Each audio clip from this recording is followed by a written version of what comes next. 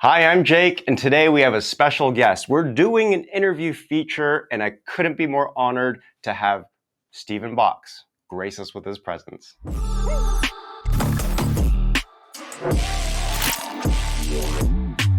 We're just going to jump right into it. We've got Stephen Box here with us from Vanguard Tactics. Hi. Jake, mate, it's a pleasure. Thanks so much for having me on. I'm looking forward to this. I really appreciate it. The fact that you're, again, just, allowing me to conduct this interview. I love this technology, by the way. This is the first time I'm doing it. So bear with me. Oh, well, don't you worry. We can take it slow. I will do my best. Fine. Take it slow for the first time for me, please. Yeah. I can't believe I spent my 10 days in Vegas and we didn't do this face to face. So anyway, we're doing it now. When after we picked you up from the airport, we blinked and it was already Wednesday. I don't know how that happened. This was a very, very busy LVO. Yeah, agreed. Very busy. Yeah. But I'm assuming you had a great time. Got a lot done. I did. I didn't do much sleeping, but yeah, playing Warhammer, meeting people, the workshop was also awesome. So yeah, it was great. I had a great time, and I know the entire team did as well. So thank you so much, mate, for picking us up, running us around, dropping us off at the airport, and just being absolute legends. So I know we really appreciated it. Of course, and I always say it, no thanks necessary, but just always appreciate meeting you guys. And it was good. It was really nice to finally meet some of the other VT teammates that I've interacted with, but never actually met. I think notably, the one that really surprised me was he's your head coach now, right? Or your coach, yeah, Mike. Mike, yeah. Yeah. I will admit I had an impression of him. I thought he was just this very, very serious dude, Yeah. But then as soon as he started cracking jokes, I'm like, man, he's funny. He's super funny. And of course, Jake, love the guy, man. It's a shame between the jet lag and the timing, we just couldn't get that throwdown going. Yeah. I know you were very much not looking forward to the banter that we absolutely would have had, but we might have to save that for when our crew makes it over to London, hopefully for the London GT this year. Yeah, I'll do a Jake on Jake special. But yeah, the Jake is exactly what, he wears his heart on his sleeve, and that's exactly the person you get is the person you see on camera. There is no difference between the two. Yeah. It's huge. Yeah, the whole crew. Yeah, always good to see Ben as well. And you guys all had a very, very solid performance. So before we even get into the interview, I just want to congratulate you guys. You had a solid competitive run at a nearly 1,000-man LVO. Yep. It was bigger than last year, for sure. Yep. But yeah, no, it's just testament to, the skill level, the talent that you guys have, the amount of dedication you put into it. So if I hadn't made it clear in person, I just wanted to commend you guys and your entire crew on that. Thank you very much, mate. Yeah, I'm really proud of the entire team. They did a great job. So yeah, like Ben Jones making the shadow round, Mike Porter coming in, I think third. Fantastic results. So yeah, I couldn't be more proud of the entire team. Yeah, really good. Definitely. And I do have a question about your list, but we're not going to kick off with that. Okay. Firstly, a lot of the competitive 40K community, they know about Vanguard Tactics, and they certainly know the Stephen Box name. But tell us, what is Vanguard Tactics, and how did you get it started? Well, how did I start? Well, this probably isn't the story most people would think it would be. I started playing 40K when I was much younger, in my teens. And obviously I went to university. And at the time I was playing essentially semi-professional volleyball.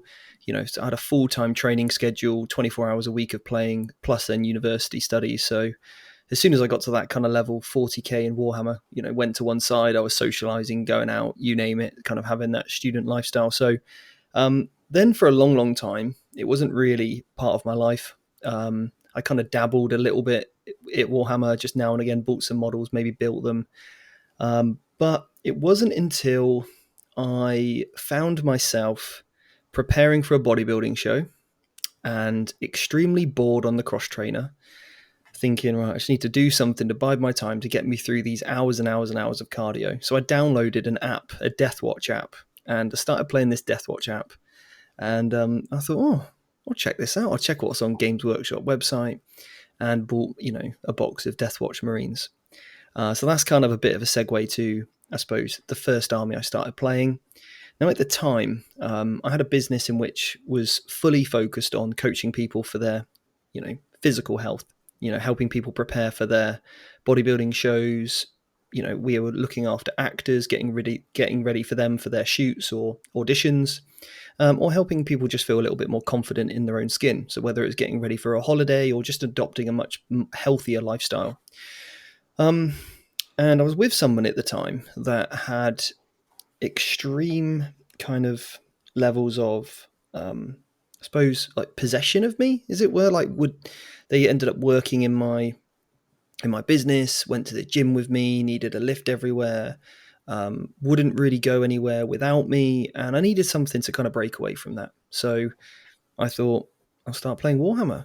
I started going to the shop, bought some models, found a local club that a similar local club, and I started going there on a Tuesday evening, and that one was in Bath, and had a great time.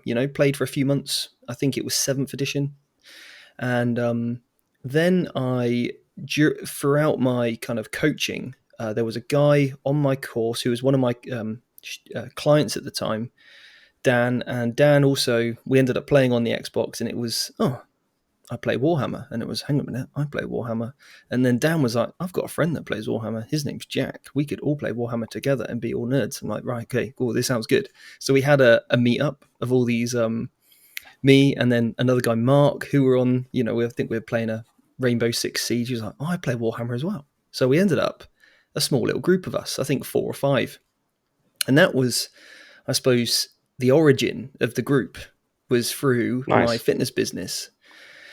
But Vanguard Tactics didn't really come into any sort of fruition then. I think I'd gone to a couple of tournaments, and then I was consistently told by people that worked with me, these were kind of my best friends at the time, that I didn't know what I was doing. I didn't know how to run a business. I didn't know how to market the business. That, I suppose, constantly put down, to the point where I hated working in my own company. I didn't enjoy them being part of it. And it's an extremely kind of depressing time for me. And what made it worse was, well, maybe better if we think about it in this way. I like to think of it in a better way. They started their own YouTube channel.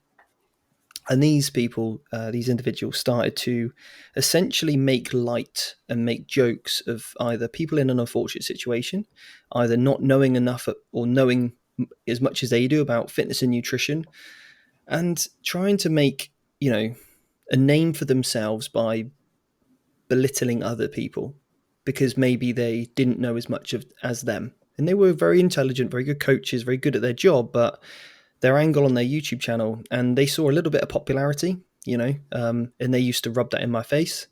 We're doing great. Our YouTube channel, blah, blah, blah, blah, is amazing. And it got to the point where they were so negative about others. Me and my other coaches at the time just weren't happy with it. Some of the things they said didn't really sit very well with our values. We want to be essentially welcoming to everybody, all shapes and sizes. It doesn't matter. We just want to help people. So after being constantly told, hey, you don't know what you're doing, Steve, I was developing an app at the time, and I think I invested anywhere between £25,000 to £30,000 to develop this app, including getting all the video content filmed, edited, hiring a gym to film everything in, all the app development, all the software via, obviously a developer. And we got to the point where it just wasn't working anymore. The person I was with, we broke up, and that was, again, kind of a good thing because that needed to happen. It wasn't necessarily a healthy relationship for me to be in. These other 2 individuals got to the point they were so toxic about other people. Me and the other guy who was working with at the time, he's still, fantastic friend to this day, Chris. We had to separate. We had to part ways with the other 2. And that left me in a situation where my app didn't come out. So that £30,000 I invested was kind of lost. 2 of my best friends were no longer, part of my life. And again, they were quite slanderous after. And you just kind of have to put that to one side. I didn't know who I could trust. It made me really resent the fitness industry. And obviously this is an industry that I've worked in for so long, and it helped so many people. And I couldn't even go to the gym. I just didn't want to look at it. I didn't want to train. I didn't want to do anything related to it because of all the kind of bad memories I had around it. So I needed something else. So I think I had £100 left in my overdraft to spend. And I decided to buy a logo. I researched the name. I was thinking, right, I want a name for a YouTube channel. I wanted to just to put my efforts in a YouTube channel. A, is a way of me taking my mind off everything I was going through. And B, as a bit of I've been told how I'm not good at this. Let's see if I can do something. Right? I've been told, constantly that I don't know what I'm doing. So I researched the name, Vanguard, and Vanguard means the spearhead, the tip of the spear.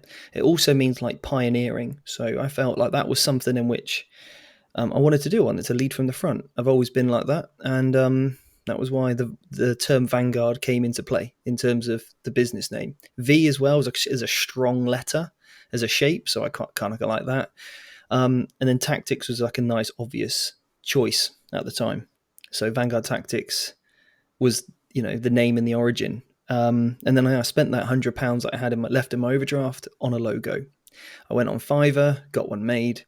So at this point, I'm completely maxed out my overdraft. I've got no savings. I had to move back in with my parents, and a pretty low point, I would say, of my life.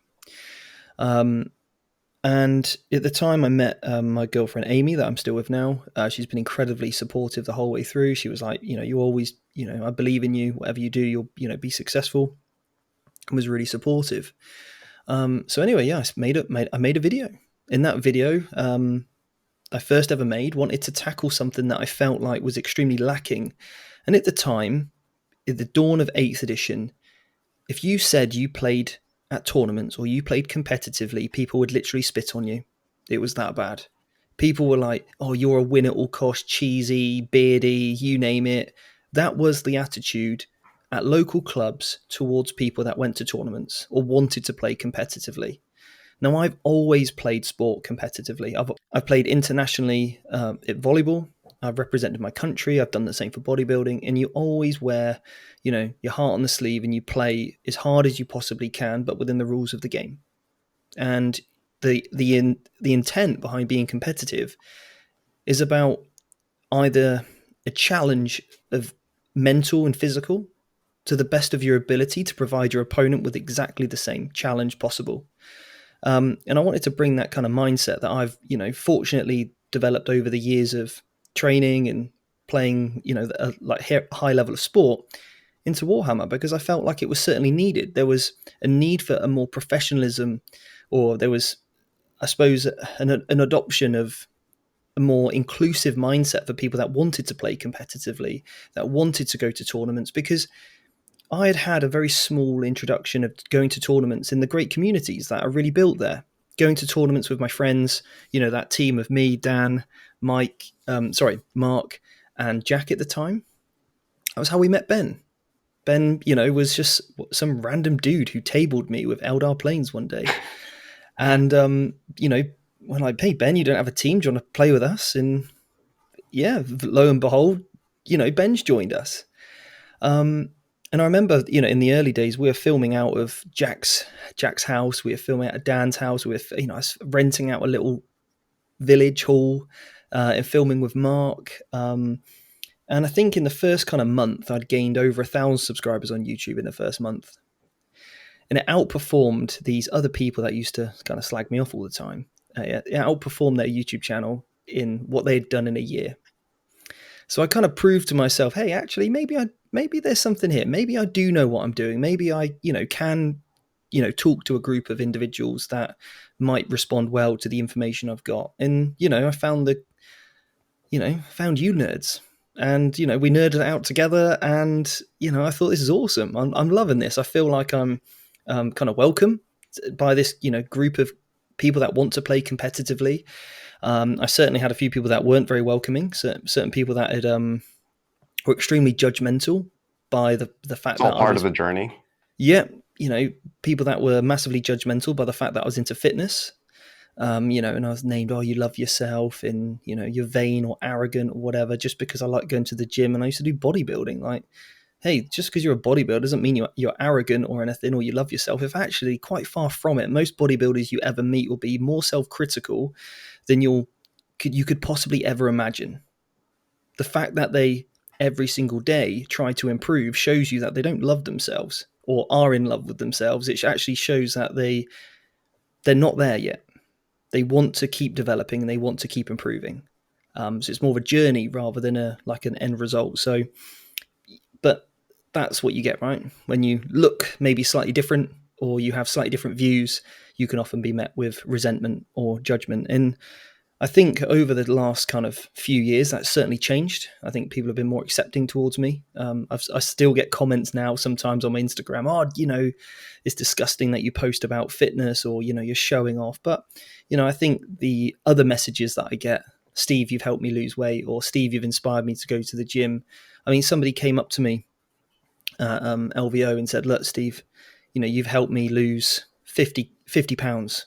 It might even be more now, and it was all because of you. And for that one person to help lose that much weight just by, helping them adopt a healthier lifestyle by me sharing pictures of me in the gym now when I like to go, hey, great, because Vanguard Tactics now is becoming so much more than just a game to help people play competitively. It's hopefully spearheading something different in terms of having this goal to improve sportsmanship and fair play, but then also how do we help people not only improve their mindset, but also their physical health as well. So I want Vanguard Tactics to be remembered more than just a tactics channel. I want it to be something of actually that really left an impact with me.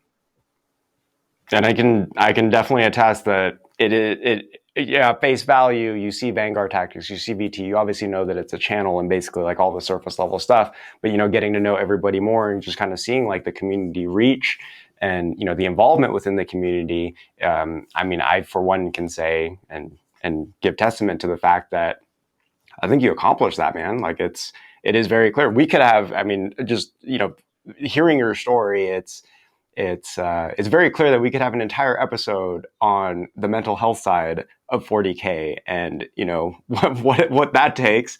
Everybody has their issues, but it's all relative. Like the more and more the deeper I dive into the community, the more prevalent that I see it being. So I absolutely am commending you for the journey. It's not easy. From the small things like just basically just getting the hate to get there, and it is difficult to grow a channel. We have as like YouTube channels or like as peers, like we kind of watch each other's content. So I guarantee there's some fellow content creators that are trying to get there. But as soon as you mention like, oh, in the first few months you got to, or first month, I think you said you got to 1,000 subscribers on YouTube. That is not easy. I think the statistic is like 90% of content creators, you don't make it to the thousand subscriber mark because it's difficult. It's and correct me if I'm wrong, but from what I've noticed, it's like 50% luck, 25% just consistency, and then of course quality of your content. And it's people got to like you. You have to, everything just has to fall in line. And the fact that you were able to do that very quickly, I think that investment, that £100 investment into your logo, certainly paid off by now. Yeah. I've changed the logo since. We've rebranded since. That was kind of maybe 2 years ago now, coming up 2 years ago. But you're right, it's real hard. And the reason why I think my channel started to gain traction was because I was trying to hit a market nobody else was. There was nobody talking about competitive play at the time, or very minimal people anyway. And I always had this kind of strong emphasis on sportsmanship and fair play. And I never tried to break the mold, right? I didn't want to be the win at all cost, meta chaser, beardy kind of person. I wanted to go, right, hey, how do we, master the fundamentals of the game? And my channel really blew up, I think, or really started to gain traction when I made a video called My Opponent and His Yellow Card. And this was a video that I made, and I had no idea how well it would do. I think it's now sat at like 190,000 views. This one was made shortly after the LGT that I went to, and my opponent blatantly cheated numerous times. And I've already played this individual before, who cheated, and I've seen him play other people and cheat them. And I thought, you know what? This individual is not changing at all. The industry needs to change. We can't just let these bad actors turn up to event after event and never be, I suppose, challenged on it, because they do Yeah. just ruin people's games. And I was in two minds. I was like, by talking about this video brings to light that there are people like that, and it actually reconfirms why people hate competitive play. So am I doing competitive play a disservice because I'm focusing on the 1% rather than the 99%? So I was challenged with that. But it needed to happen. I'm so glad I did it. The No, the I am change. too. I caught it as soon as you published that video. Sorry to cut you off, but yeah, I absolutely saw it, and I think it is absolutely necessary because, like you said, 99% of the community is not like that. Yeah, LVO, being the most recent example, nearly 1,000. I think it was like 968 players. I had 6 great games, as yeah, most other people did. Right, the yeah. majority certainly do, and there is that stigma, but it exists for a reason. There are those bad apples. That's just And what it is in a competitive environment, right? yeah, But yeah. And at the time, there was no code of accountability. conduct. Yeah, Yeah. there was no code of conduct. There was no card system. There was nothing. So these people would go from one event, be shady, and go to the next event and do the same. And I suppose to some degree, without trying to, I don't know, but to some degree, you have to pity them because they have to do this in order to make themselves feel better. Yep. Like, it's a game of toy soldiers. I mean, my entire business, you could argue, depends on my success of the game, and I couldn't really care if I win or lose a game. Hmm. Obviously, I tried to win. I played to win. I'm going to give everybody my best shot. Um, Right. but Fairly though. I'd never do anything to jeopardize that. It'd be ridiculous Yeah. because um, even if I didn't have a channel that was built on that entire premise, but what do you gain from it? Like, you gain nothing. Like, you literally gain nothing from winning Warhammer, right?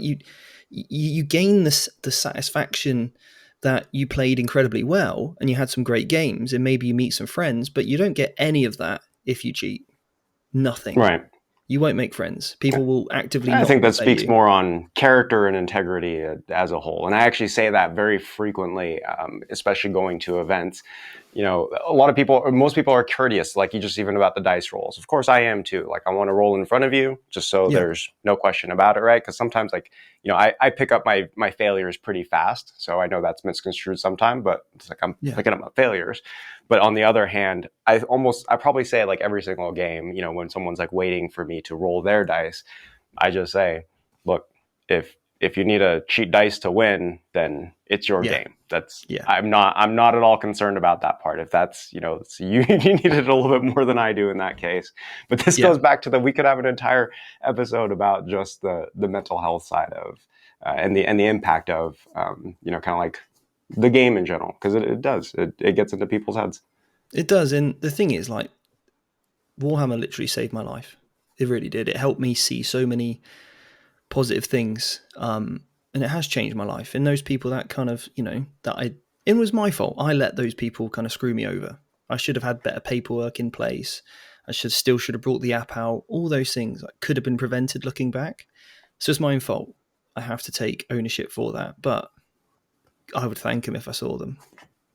Because if they didn't do what they 100%. did, if they didn't do what they did, I wouldn't be here today doing what I'm doing. So, and I wouldn't change that for the world. If I had to pay £30,000 to put myself in this position and lose a couple of friends, I would absolutely do that.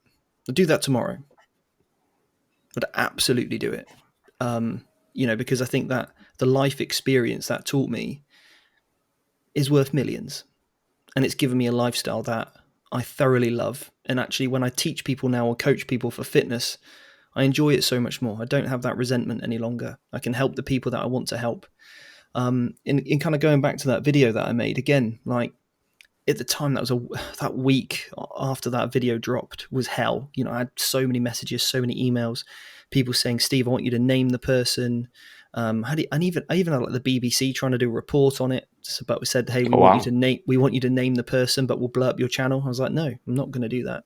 I even had this person's sponsor reach out to me and say, "Hey, can you name Can you confirm it's this person that cheered you? I said, no, I'm not going to name this person because I'd said I wouldn't. And that's not my problem.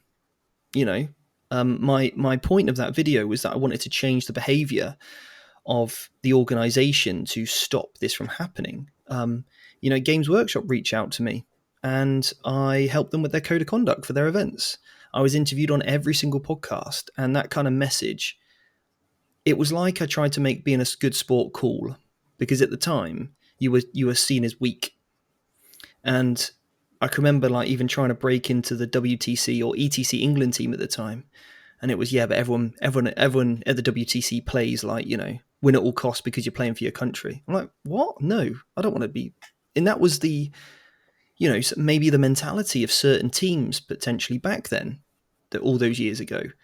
Yeah, I really wanted to make it cool to be a good sport and play fair. And I think to some degree, I've certainly done that. Like I see a lot of other teams copying my ethos and copying my philosophies and even using the same hashtags that I use and, created, like play 40K the right way.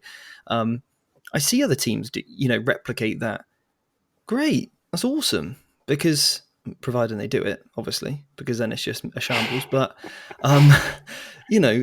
awesome. Like if we can make the game more professional, if we can, make it so that people get to the table and rather than fearing their opponent, actually really looking forward to the game. Is why I say this to everybody that joins my academy. You buy a Vanguard Tactics shirt and you wear the Vanguard Tactics brand. People will literally get up to the table to you and they'll say to you, I'm really looking forward to this game because I know you play for Vanguard Tactics, because they are met with a smile on their face, because they know the type of game they're about to have and they know the type of game they're not about to have. So if it's your first event and you get paired against a Ben Jones of the world or a Michael Costello or a Jake Harding or any of our students, you can have an awesome game. And that's kind of what Vanguard Tactics has tried to stand for ever since. The academy aside, in the teaching and the tactics, like I said, it's how do we keep making this game a more pleasant place to play in.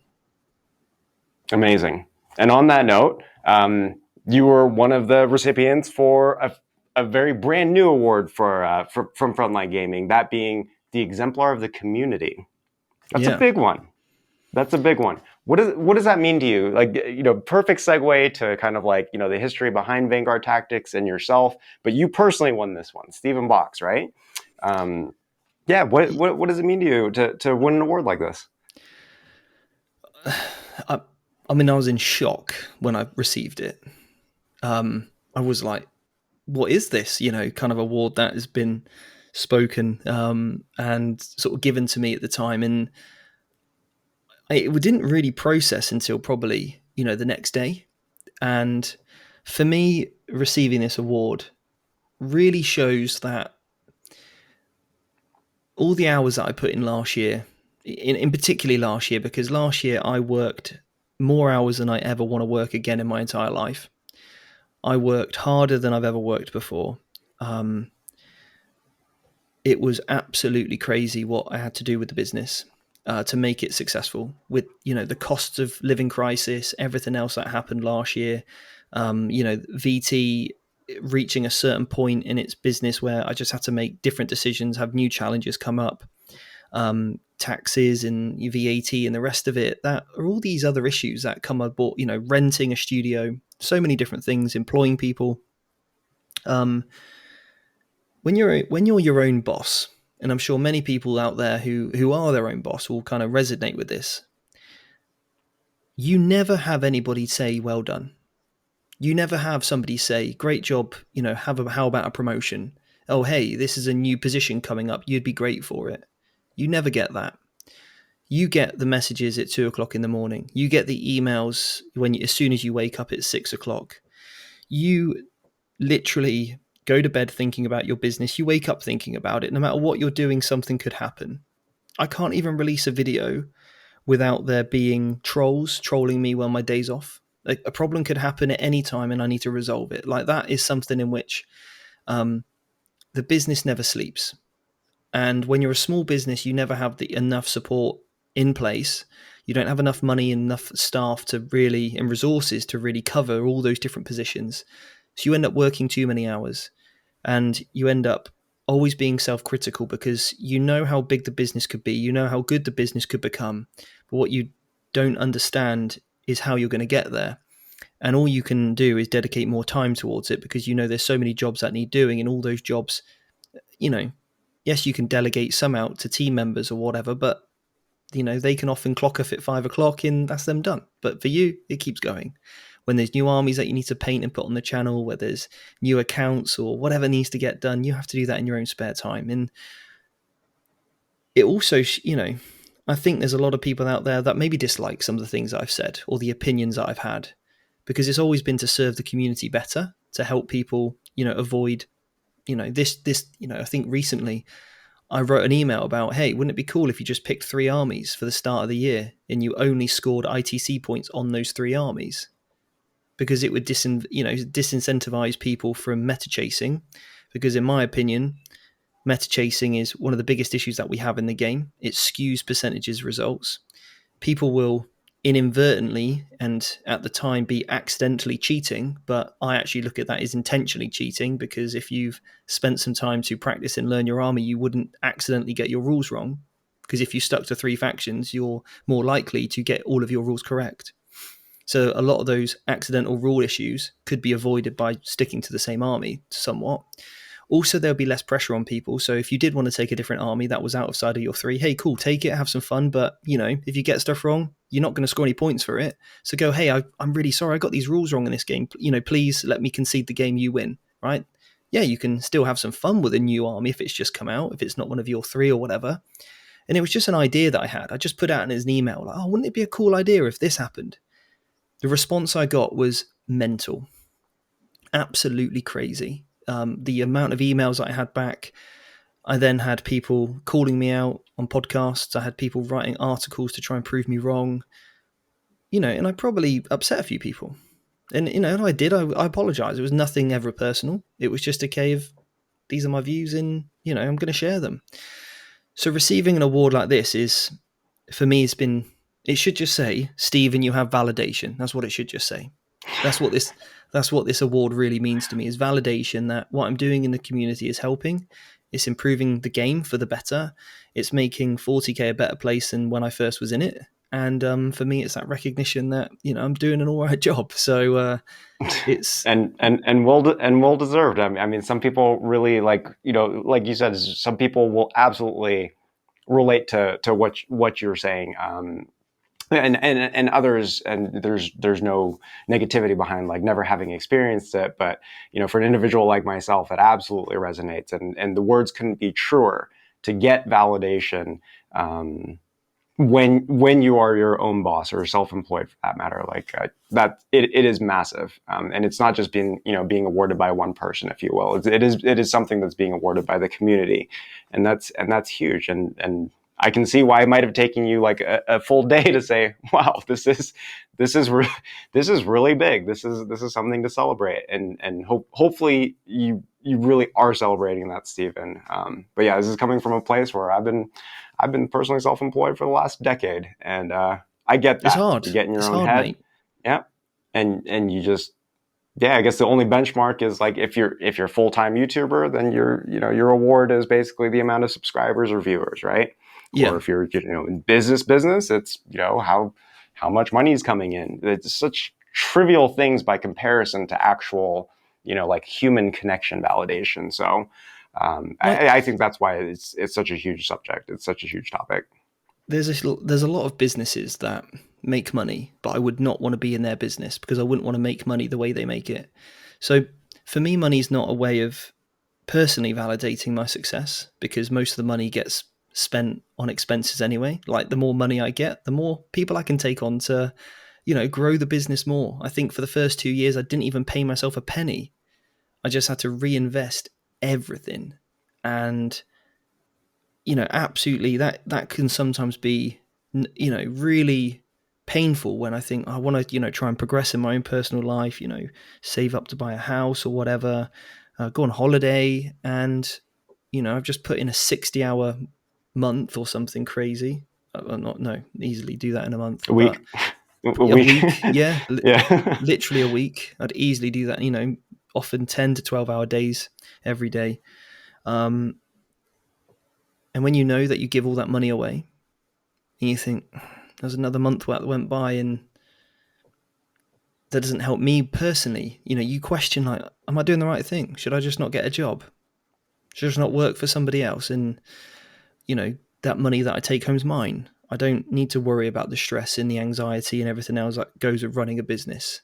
I don't need to deal with YouTube comments and trolls and people hating on you. You don't have to worry about social media or where you're next. If people are going to sign up for your academy or not. And, and I think this award really showed me that, hey, you're doing a good job and keep doing it. And that means the world to me because I love what I do. I love the community. Like I said, Warhammer saved my life, and I think it can save so many other people's as well. But I just need to help reach them and show them that this is a really awesome game and the community is incredible. And the people that maybe don't share those same values, they've got time to change. And, hey, it's all good. Like, we can all nerd out together and have a great time, and we can all prove our mental health and use this game to be the tool that helps us through our deepest, darkest times, whether it's anxiety, depression, PTSD, you name it. This game is going to help you. It really is. So yeah, it's incredible validation for me, Amazing. this award. Yeah. So Stephen, your mantra you mentioned is learn 40K the right way. I said that right? Yeah. I really love that, by the way. Can you tell us more about what that means specifically, and if there was a specific event or interaction that you had when you were maybe new to the hobby that led to creating the VT mantra to be this? Yeah. So there was a few games I had. Either people hiding dice, manipulating their answers, not telling the whole truth.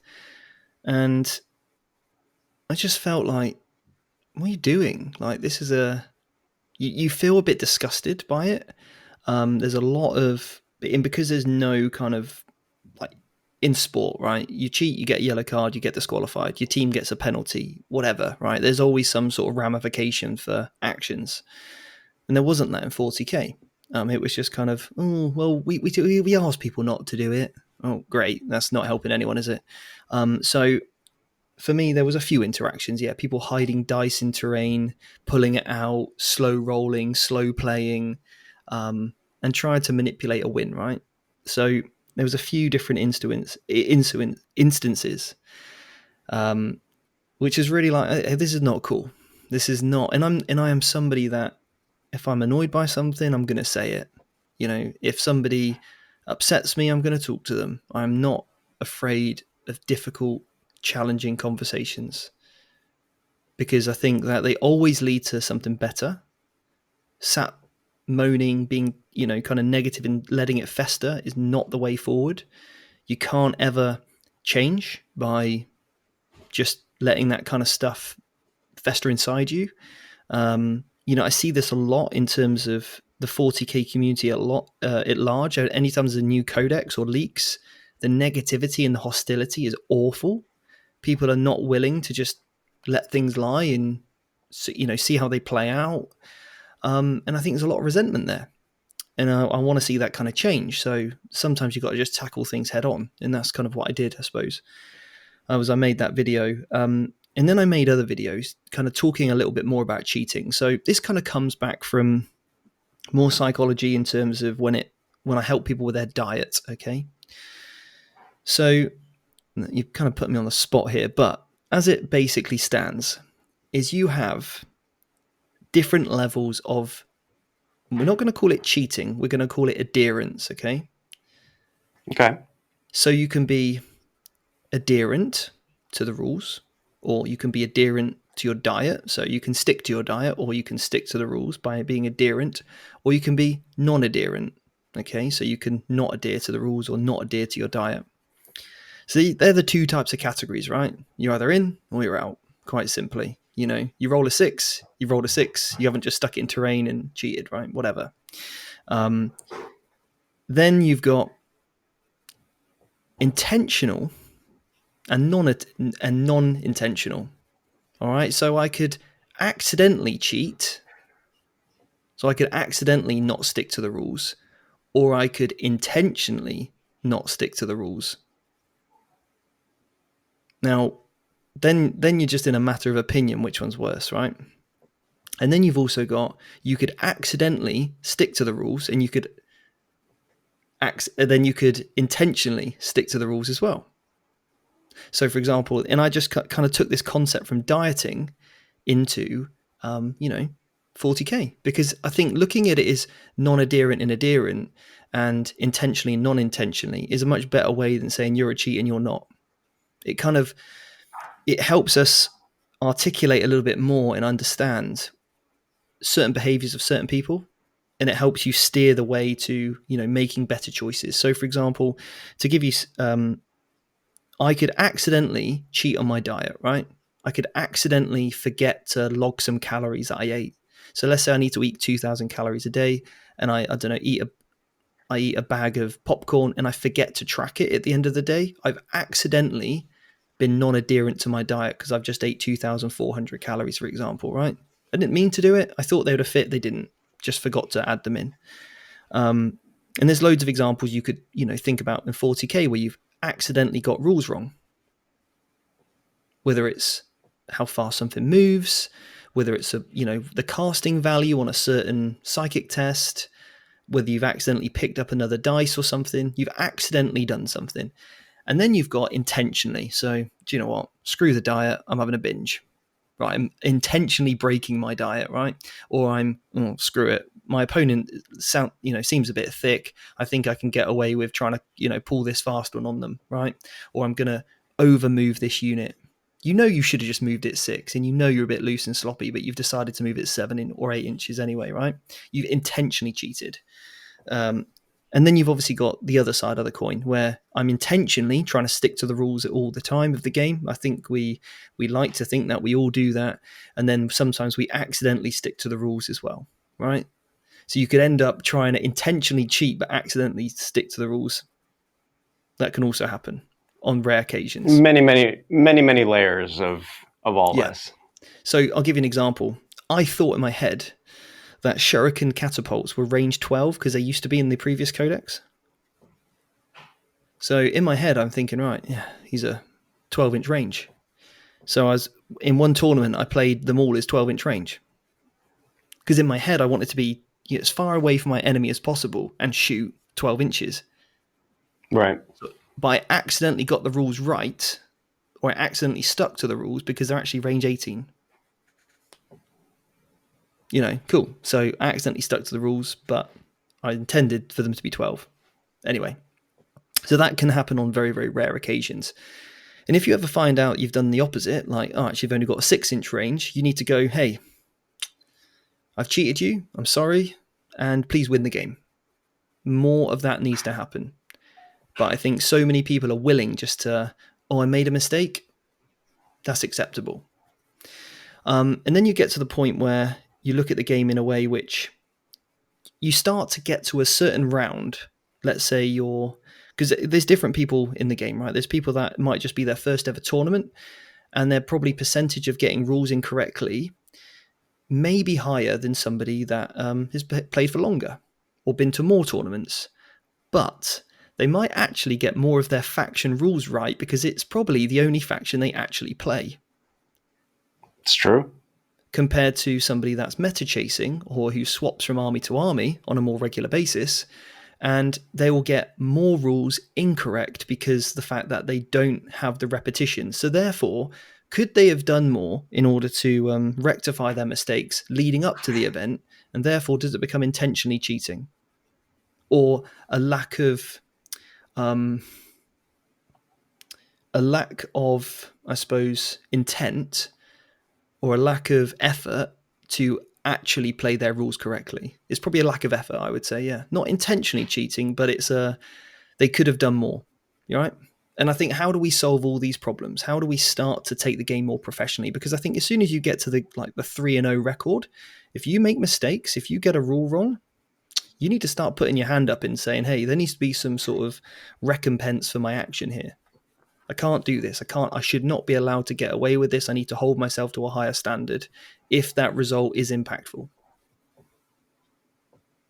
It's very powerful words. I'm affected by some of this. I cheat very, very frequently against myself. And I should Yeah. know better. I should have Yeah. gotten the reps in. For Yeah. instance, not too long ago did I discover that Yunari also gets +1 to hit in shooting if they Yeah. are below starting strength. Yeah. But yeah, but it is perfect examples. But it is things like that, and it makes you feel bad. But obviously, like I'm trying to make light of the situation. But Yeah.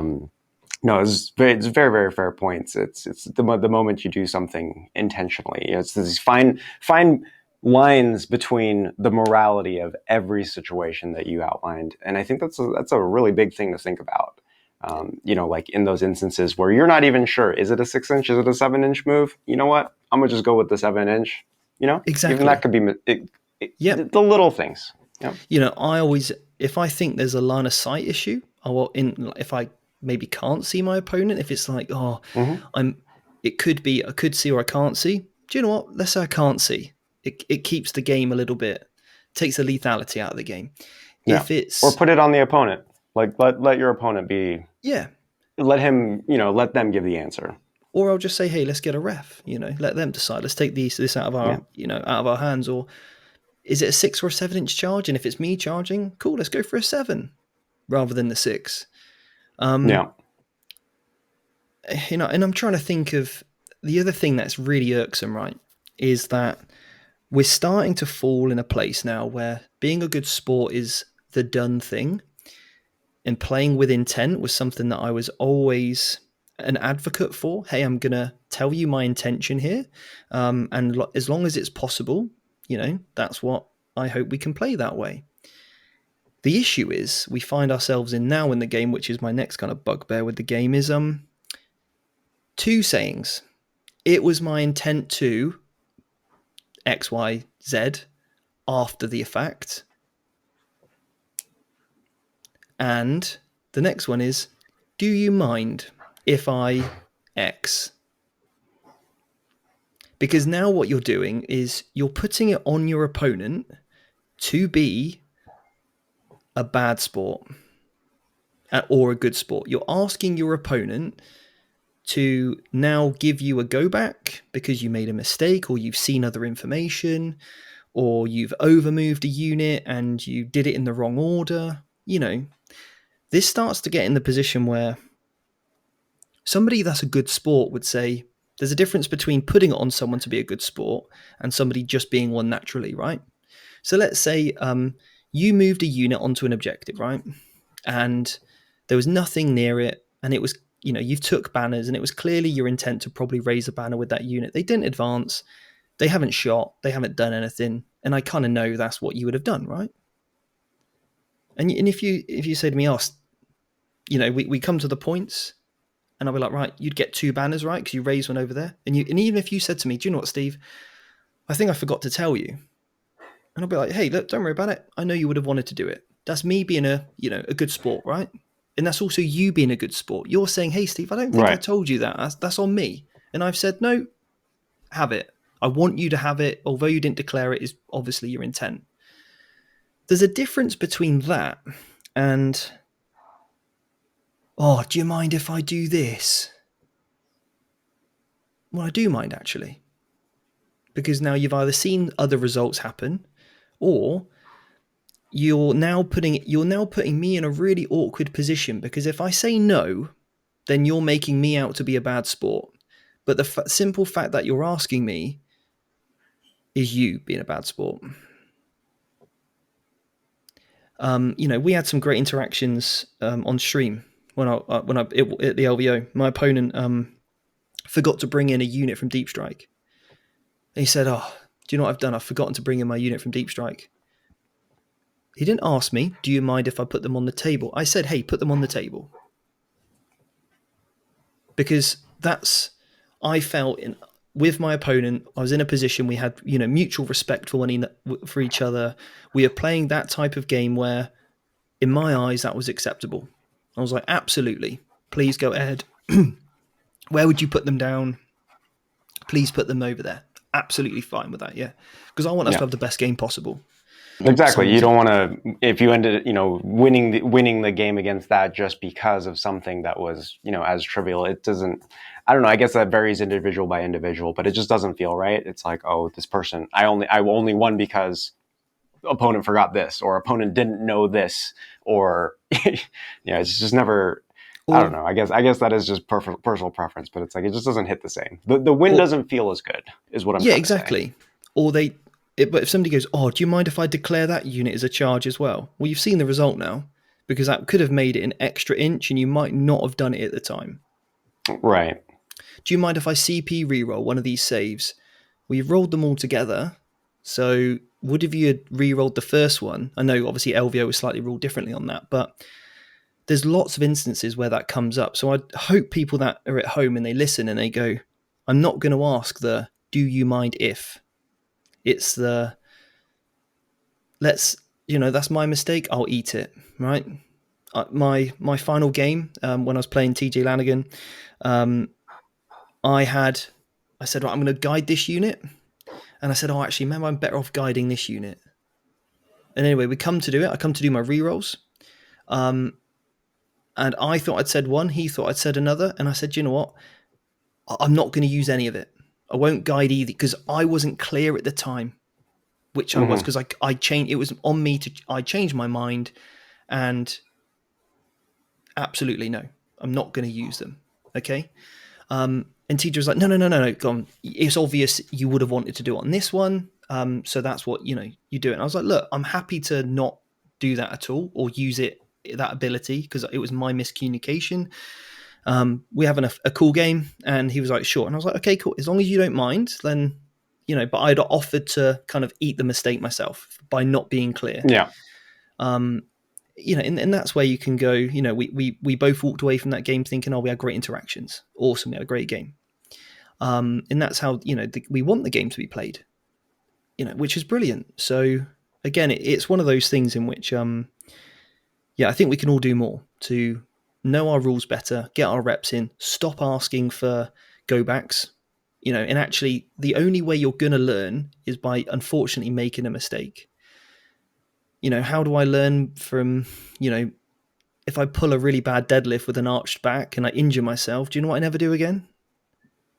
Pull that deadlift with an arched back again. Like sometimes, we've got these like pain receptors.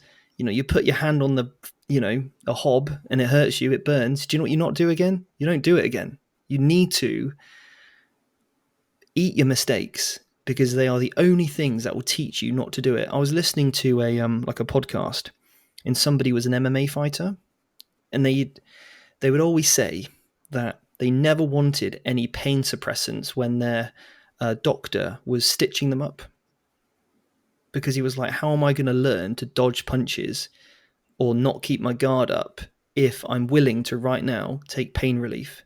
He's like, I want to feel every single stitch, because if I do, I'm going to get punched a lot less in the future. It's fair. I agree. It's a game of Warhammer. Learn from it. Learn from those mistakes. That's what they're all about. In your practice games, when you're playing at home with your mates and you're like, oh, let's try out these lists. Let's try a little bit of this. Or what if I made that decision instead of this decision? What does that look like? Absolutely. That's what me and, I was practicing today with John. I was like, oh, I'll put 2 units in, but I probably only want to put 1 unit in. And, you can have little kind of scenario, you're going through different scenarios to try and help you make better decisions going forward. But when you're in a tournament, be respectful of your opponent and don't ask for go backs, is my absolutely. And if I play someone and I ever say it, call me out on it, please. Absolutely call me out on it, and I'll be like, do you know what, you're right, I shouldn't say it, because sometimes we do it because it's become acceptable. So yeah, if I ever do it, which I probably will, I'll be like, oh, do you mind if I? And then just remind me, no, Steve, you're not going to do it, okay? You're putting that on me to say yes. You're right, I'm going to eat that mistake. Thank you very much. That'll be a lesson learned for me today. Yeah. Nice. Makes a lot of sense. Stephen, I'm going to ask you one last more serious question, because I really want to get into the random shit that I was going to ask you today, okay? Okay. You okay with that? Absolutely, yeah.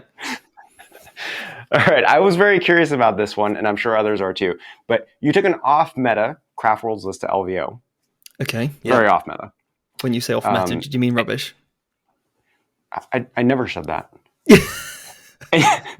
You did the same for your blood. Many and others you did the same yeah. for your Blood Angels at the Bay Area Open. That was Yeah. at the beginning of last year. And what I was going to say before you kept accusing me of something is I've seen some people openly making negative comments online for whatever reason they had. Right? Have you made that work for you? And I guess why'd you do it in the first place? Like you would, back to kind of what people are expecting. It's like, okay, you're winning at all costs, right? If you're a known competitive player and you're going to a big event, you're going to try to take the best thing you can, but you have not. How'd you do it? Why'd you do it? Okay, I'll cover why I do it. How I do it, I'll cover in a minute. So why do I do it? Why do I take lists that I know people are going to slander? Well, not slander, but, rib or, take the mickey out of or whatever. Because my academy and the people that I coach, I say to them, no matter what army you play, I will help you master the fundamental rules of the game so well you can take any army to a tournament and be successful with it. And success is relative. For some people, it's scoring 50 points in every single game. For other people, it's, can I use an army to finish all my games on time? For other people, it's going 3-2. For other people, it's, beating certain hard matchups, whatever. For some people, it's winning a tournament. So if I was to just change armies week to week or whatever to try and chase the most latest recent hotness, T-Suns and Flamers, for example, recently, or Tau Bombers or whatever,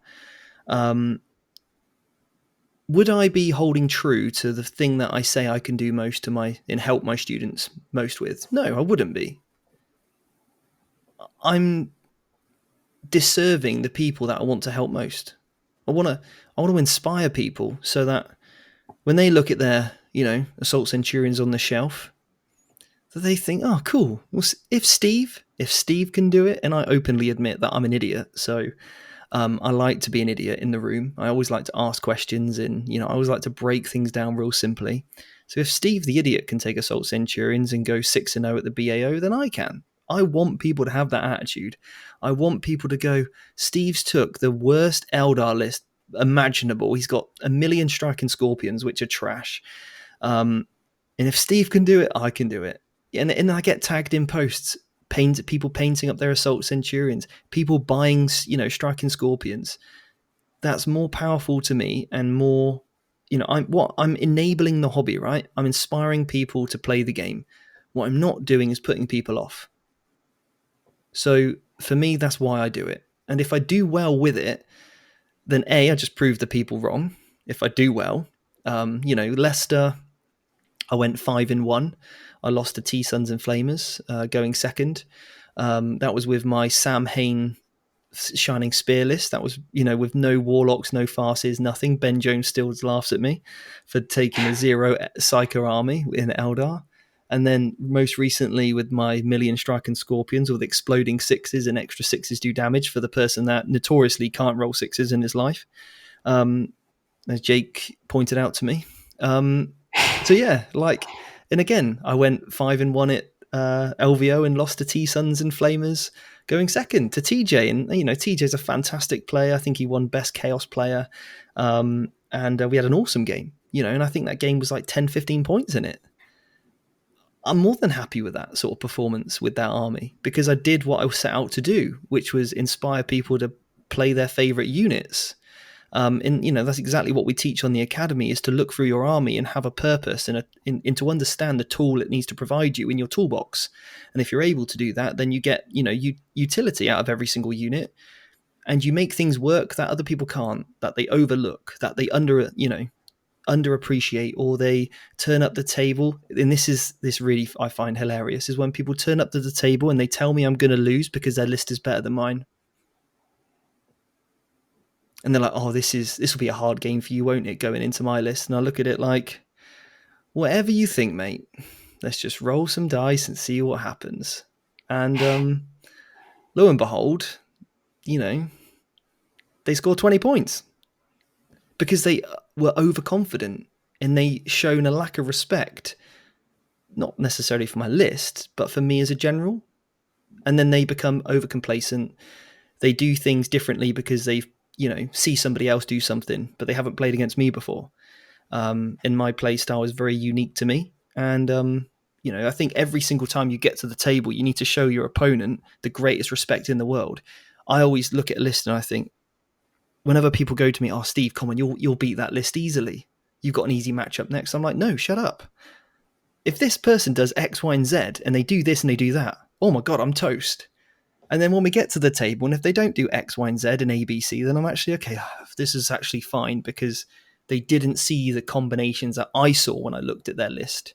And it might have just been the models that they owned. But in my head, I'm like, there's a reason why they're taking this warlord trait, and this is going to really mess me up. And I haven't even seen it yet. This is what goes Yeah. through my head.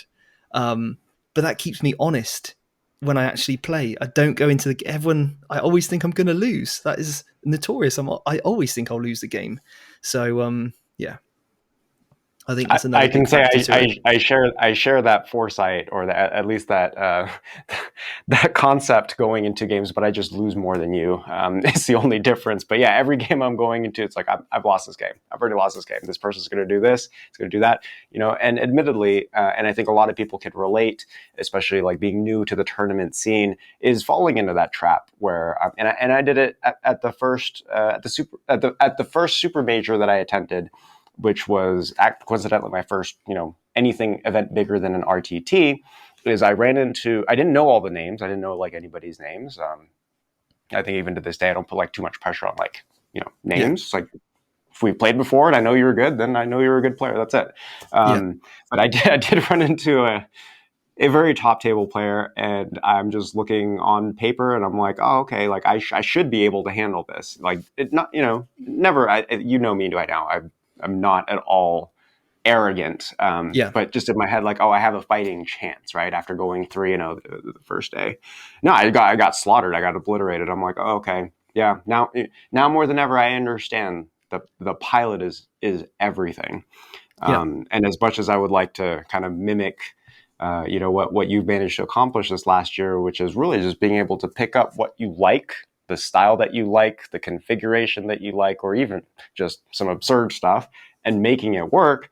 That really is putting your money where your mouth is. I just, I'm not at that level yet, but it's mad respect to being able to do that. It would have been funny if you gone 2-4 though, huh?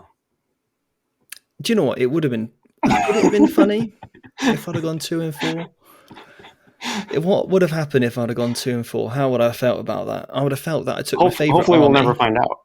Well, I would have took my favorite army to a tournament that I spent ages painting, and providing I had 6 good games and I made a friend, then I would achieve my goal for success. Every event I go to, I try to make a friend. So provided I made a friend, I think I've had a success there. And it might have actually proved those people right that my list was trash. Or maybe I just played poorly. Maybe, because there was games at the LVO where I made mistakes. I think back to my game with TJ and I think, if I'd have just done this instead, I could have brought that game within a 4-point differential rather than a 10-point. Yet there's still mistakes I made. And I think, if I look back at that game, I could have, bumped up my points a little bit more if I wouldn't have made that mistake, or if I wouldn't have done this. So, I think I played some really good Warhammer at the LVO. Probably some of the best consistent games I've played. And as a player, I feel like I'm in a position where I am playing very, very well at the moment. But there's still, and that's what I love about the game, is being able to sit back, critically identify where I'm going wrong and rectifying those mistakes for next time. That is the true element of becoming an incredible player, is being able to do that rather than swapping armies. Because, we've got Beachhead around the corner. And, I was talking to Ben today about some, little changes in my list. And he said, look, Steve, if you would have gone first against the Thousand Sons in your last game, you could have took that game because my list is good at going first. I get a slight advantage there. And he said, if you probably wouldn't have paired against T-Sons and Flamers and also TJ piloting it, you probably, would have made the Shadow round. Yeah. And I was thinking, yeah, maybe I would have, because I was, 5-0 at that point. So, yeah, just chatting to Ben to go, look, Steve, take the same list. Cool. I've made some tweaks, some little 5% tweaks in my list because farces and warlocks have gone up in points, and I don't like casting powers anyway, so they can hop it. But some little amendments. But again, knowing that, I can look back on my games and think I'm playing really good Warhammer at the moment. And it's like, well, again, and I think I've learned so much from being a bodybuilder and so much from training, is that you only get stronger by the reps that hurt you the most. I don't build a bigger chest and I don't get stronger from a bench press I can already perform, right? I get bigger and stronger by putting a weight on the bar that I am kind of really scared of, really scared, to the point where I'm halfway through the rep and I want to give up. That's the reps that really make the difference. When I hit a plateau and I start working in other exercises to get me through that plateau, that is when you make significant improvements. Not when you hit a plateau, you swap. If I would go, I'm not doing very well on bench press at the moment, I can't bench over, 140 kilos or something, I better swap it out for shoulder press or machine. No, I want to get to 160. So how do I get there? I got to keep bench pressing. I need to find other ways to bench press. I got to do more repetitions, more work, do different speed on whatever, right? You can change the variables, but you still got to bench press. And that's when you actually see progress. Nice. Is that the Are end you of ready the for me questions? to ask you the random shit? Yes. Are you sure you're ready? I'm ready. Steve, I heard a rumor that you have a cooking show. Can you confirm or deny that? Confirm. Do I dare put a link up? You can put a link up if you want. If you want to know what my first ever days YouTubing were like and see me in a roll neck, you can absolutely do that. Yeah. Jake I appreciate you confirming that. Jake will get you some views though, because thanks Jake. My Jake, this is not you in the third person. Yeah. Yes, recipe box. Wow, yeah, that takes me back. Yeah, I think we might have a new nickname for you for the 2023 season. The recipe box. Make recipe box great again. Let's not do that. Yeah, Jake would be too happy anyway if we brought recipe box back. Yeah, him and his mum sat down and watched the entire season the other day. I was like, oh my god, this is bad. Oh, there's seasons. Well, there's one season of like 6 episodes. Yeah. Jeez. Oh wow. Okay. I thought we had no-go questions. I would have put this down as a no-go question. Anyway, carry on. What's the next one? Well, how about this one? People view you as somewhat of a thirst trap. I'm just taking a guess and assuming here that you work out every now and then. Admittedly, you're not exactly my type, Steve. Nothing against you. But based on your awesome personality, I totally get it, and I can see that. How do you not let it go to your head? What's a thirst trap? Cue thirst trap. A thirst trap is a trap for thirst. How else can I say this without getting demonetized? Right. Okay. If you're thirsty, I think I know where you're going with this. If you're thirsty, you want moisture, right? Right. Okay. Great. Okay. I see where you're going with this. Yeah, I do now. Thanks for explaining it. God. I don't know. You're blushing, Steve. Yeah. Well. Yeah. Thanks. Well, luckily I've got a terrible personality and it balances everything out, right? Yeah. I just said you had a great personality, so I see it from that perspective. Yeah? I don't know. I suppose, like for me, like I said to you, like at the start of this show, right? When you're a bodybuilder, you always look to keep improving. So you don't see what maybe other people see. You see maybe a different image. I grew up as a very originally quite overweight child. And then when I got into my teens, I literally stopped eating and spent all my dinner money on Warhammer. And then was extremely, extremely lean. I had arms like, I still probably look at my arms in the same way now. Like they're spaghetti falling out of a t-shirt. So you've always look at yourself in that way. When I look at myself in the mirror, I don't see the things I have. I see the things that I'm missing. I see the extra body fat that I'm carrying rather than the the size of my arms that I might have, or the size of my shoulders that I might have. I look at the size of my legs and I think, oh, they're not as big as they should be. I need to work harder on those. So I see different things to what other people do. And this kind of goes back to why I always, same way I look at my business. I wish that was better. I need to work on this. What I don't often do is step back and appreciate maybe what I do have in that respect. You know, I'm immensely grateful person. Like every day I write down what I'm grateful for, and it's normally the people around me, or the things that I have in my life. But often what it isn't is, you know, maybe some of those physical attributes that I have, or so yeah, maybe I need to be more grateful for them potentially. So yeah, you said this would be a fun question, not a serious question. Yeah, I was just about to thank you for making me feel horrible about about asking this question as a joke. But So now I'll just see hopefully myself out of the room. it's a No, good question.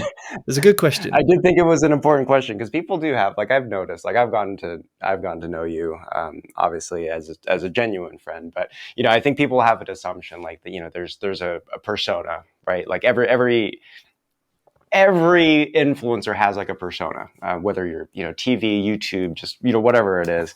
And I think that assumption is made a lot. Like Steve's very into himself. Cool. Oh, I absolutely love myself. Yeah, but I'm not in love with Yeah. myself. I love myself Right. enough to eat the right I don't food. even work out. I love myself. I very much love myself.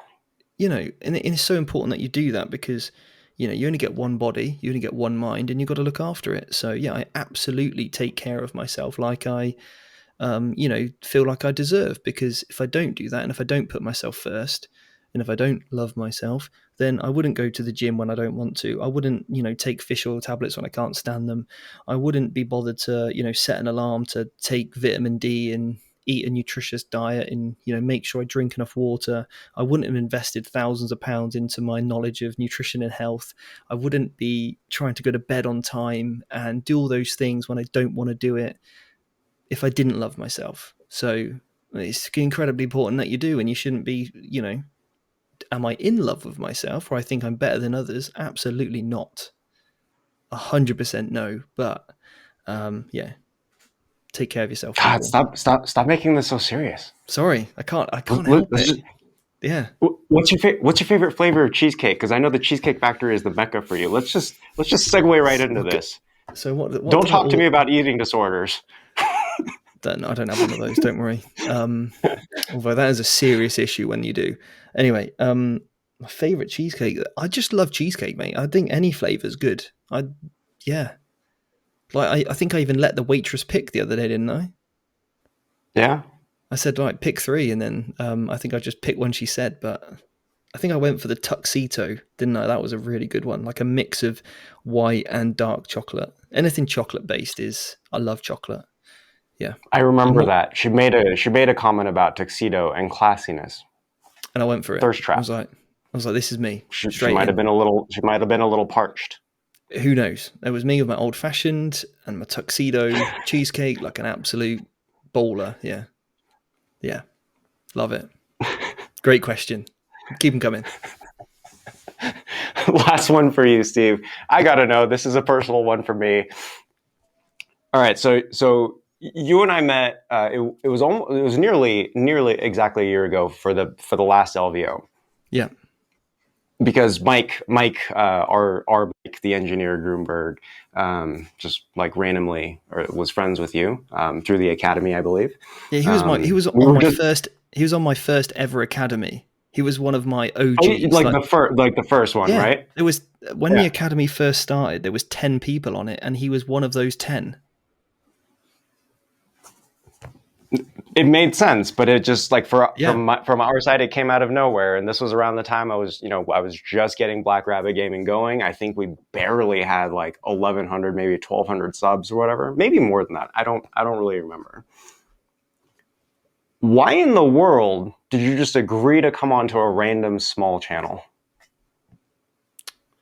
Why did I do that? I could have had shit for production. You could have. Yeah. I could have been an asshole. You could have actually, yeah. Why did I do that? I did it for Mike. Mike asked me and it was a yes. It was, to be truthful. I always like to, how do I show appreciation to Mike for being, one of those first other people on my academy? And yeah, it has to be, if he asked me to do something, the answer was yes. And then obviously I got to meet you, and I was like, when we play in our next game, because I wanted to do another battle report with you this year. We had an awesome time, and you were just serving up old fashions left, right, and center. You let us hang out at your house. I slept on your couch when I was super tired. When you were playing Ben, we had an awesome time. So I'm so glad I did it. That we did actually play that game, because I could have been like, oh, they've only got 1,000 followers. No, how's this gonna? No, because there would have been times as well when I wanted a chance, as a younger creator, and wanted to experience getting to play somebody else. I would have wanted that opportunity. And for the people that did give me those opportunities, I'm really grateful for it. So sometimes you've got to pay that forward. And that doesn't mean that I can do that with everybody. Not everybody has a mic. That was an OG for me to pull in that card. To go, I've got a mic card. Can I please use it with you, Steve, and come on my channel? But it's a bit like, I don't know. Yeah, I just wanted to. I was like, yeah, I'm well up for this.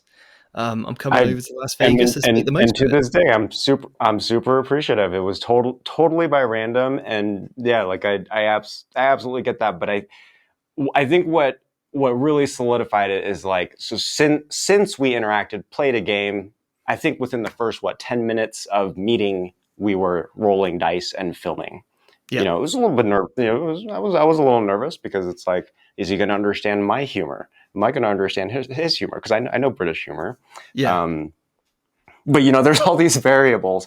But what I want to note about is what that weekend solidified for me is, since then, everybody from the VT side, and I'm just using VT as an umbrella, that I've met and I've interacted with, it's like, it's all part of the same viewpoints in life, right? Like, we yeah, all get along. I think every single one of us, from our crew to your crew, like anytime we interact, we just get along, yeah, because it's almost at like trust basis. It's like, okay, it's part of that crew. Like, good.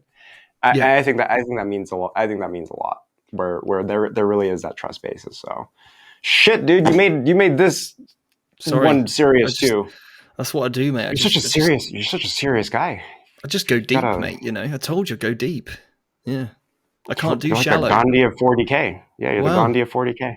that's my next award, I think. Yes. Yeah. Don't But let anyway, that go to your head. so it won't. Don't worry. I'll look at myself in the mirror and realize there's a million mistakes. So don't worry about it. Um, I am actually starting to write a book. Yeah, I'm starting to write a book, and it's going to be about the Not a importance of recipe playing. book. No, not definitely not a recipe book. God, Okay. good God, no. It's going to be. I started listing out all the things that playing games have taught me, and I really want to write a book on helping people understand that playing games can save their lives in so many different ways. And that's what my book's going to be on, in how all the different elements of strategy games can impact us in the how we can then use what we learn in this game to broaden our kind of relationships, deeper connections, and have an impact into the businesses we run or that we work in. So yeah, that's my next venture for this year, is to write my book. Yeah. That's awesome. So Congratulations. well, it's not written That's yet. a lot of work. So, yeah. So No, but I mean, just deciding to. I need you in the community to keep me accountable. Absolutely. And I Because think, or sorry, go ahead. because I'm dyslexic and I hate writing. So for me to write this book is going to be difficult. So I need people to sometimes, when I don't want to do it, just give me a kick up the arse and get me to do it. Okay, because I think it'll be good. That's fair enough. We'll keep in touch throughout the year. Yeah. What I think would be interesting is actually doing, like, as we've been talking for quite a bit now. About a little, anyways, we've been talking today for a little bit. I really think it would be nice if maybe you're so willing to maybe even do a live with me next time, about like the mental health side of 40K. I think that's something that I know some, there's some content out there about it, about like people's personal journeys, but I think I'm noticing it now more than ever, like how much of an effect it actually has on like, the gameplay side of things, the events, the tournaments, just the mental health side of things is huge. Like Lord knows I have my own side of stuff, just like, everybody has their own too. But I don't know. Interesting subject No, or definitely. pass? What do you think? I mean, look, I've spent the last kind of, well, how old am I? 35, coming up 35 now. I started online coaching at the age of 20. So I spent the last 14 years of my life helping people with their fitness and nutrition. And the thing that you need to help people first with is their mental health before you can start helping them with their, physical. It's mind before matter in everything, but we do. You can train as hard as you want, but if you've got a terrible relationship with your body or the food, it's never going to work. And sometimes you've got to heal that before you can even start. So hopefully I can, talk to people about some of the issues that they might be going through, help them see that silver lining that they have in their lives, help them find the things to be grateful for. So I'm absolutely up for doing a live show, and hopefully I can talk about that with some level of experience as well from a sort of wider setting. So that, mate, I'm all for it. If it helps people, then I'm in. You know that. Amazing. Well, Stephen, I really, really appreciate your time today. And again, for giving us the platform to give you this interview. Always appreciate the continued trust, and just congratulations again to you and the entire VT community. I know you received the award, but Yeah, it's a I'm team sure you're effort. like me where it was a team effort, right? Yeah, So my yeah, entire team, absolutely. I wouldn't be able to do anything I do without them. So yeah, it's a team effort. I was just lucky enough to be the one that picked up the trophy. But awesome, mate, man. Thanks honestly, again. thanks for Yep. having me on, and sorry for going deep. I loved it. I make jokes when I'm slightly uncomfortable. That's fine. It's all good. No, thanks, Steve. You have a great day. I'm gonna get to editing this video now.